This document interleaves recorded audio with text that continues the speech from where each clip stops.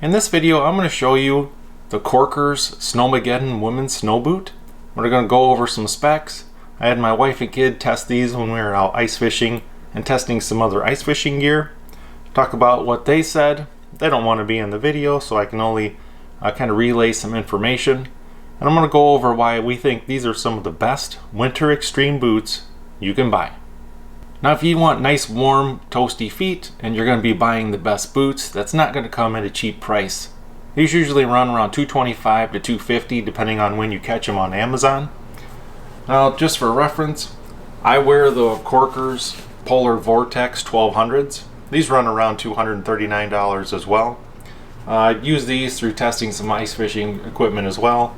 And the important thing about nice warm winter boots is you don't want your feet to sweat. You want your feet nice and warm. You don't want them hot and sweaty. And that's what the Korkers do. They keep them nice and warm, but your feet don't get moist or wet, because that's just going to make them colder. That's an important feature on the Korkers winter boots. And with the women's Snowmageddon boots come the famous interchangeable soles. So you can get about 20 different versions of this. All you have to do is you grab this strap, I twist just a little bit, pull down, and then this whole bottom sole comes off. And you can interchange this with some with spikes, some made specifically for hiking. Several different things that make these stand out from the crowd. One is the boa system. You don't have shoelaces that are going to come untied throughout the day. All you have to do is turn this clockwise, and you can see the wires tighten up. Now, these are never going to loosen all day. You can be hiking, mountain biking, ice fishing, it doesn't matter. They're going to stay nice and tight.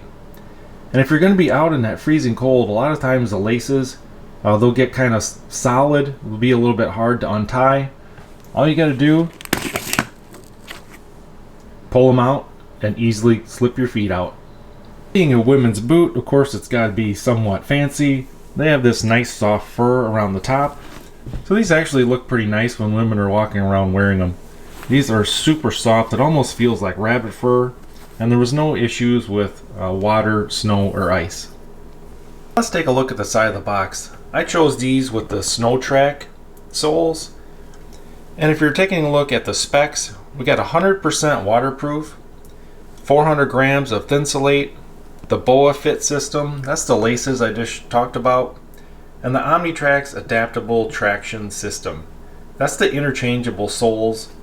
These are the selections you can get when you buy these new. You'll have to go to Korkers.com, and there's a multitude of different soles you can choose from. It's rated to negative 30 degrees. Right here it also says waterproof. Now, if you're standing on ice for about 6 hours ice fishing and you have no complaints from your wife and kid, that tells you that these boots are working wonders.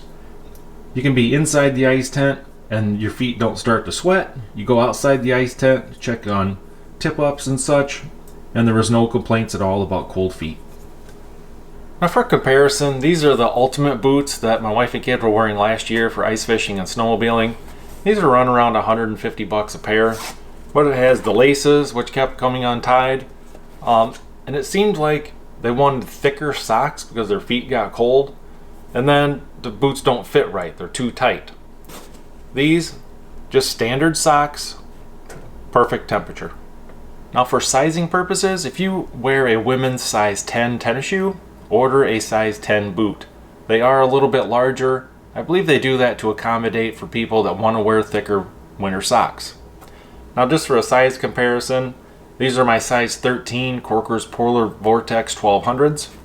Of course, if a woman prefers to have these boots, these are 1200 grams of insulation. It's a little over twice as much insulation in the Polar Vortex 1200s versus the women's Snowmageddon. As you can see, these still look a little more feminine. The one thing about these to keep in mind is these are a lot taller. So if you have a wide calf, these may not fit quite as nice as these will. But for extreme cold, let's say you're very northern Minnesota, northern Wisconsin, where you could be out in negative 60 degree weather, you may want to go for the men's Polar Vortex. They just don't have women's boots that are any more insulated than these Snowmageddons. Now, where can you order these? Of course, you can order them from Amazon, which is what I prefer. You can do the try it before you buy it program. Or if you just want to buy them and for some reason you don't like them, they don't fit, Amazon is the easiest way to return stuff. You can get these from backcountry.com, and I believe there's only 2 other websites that carry the Korkers. Shields might also carry them. But in my preference, Amazon is so easy to return stuff if you don't like or if it doesn't fit right. I'll put a link in the description below. If you'd like to buy some women's and some men's, I'll put both links in there, and you will not regret buying these boots. Longevity, I've had mine for about 2 years. Like I said, these are only about a month old. I can't say how long they're going to last, but judging by the way they feel and the quality, there's nothing cheap or thin about these. Everything about these feels like high quality. Should be no reason these should last 10, 15 to 20 years. Probably going to be the last winter boots you're ever going to need to buy. Hope you guys found this video helpful and informational, and thanks for watching.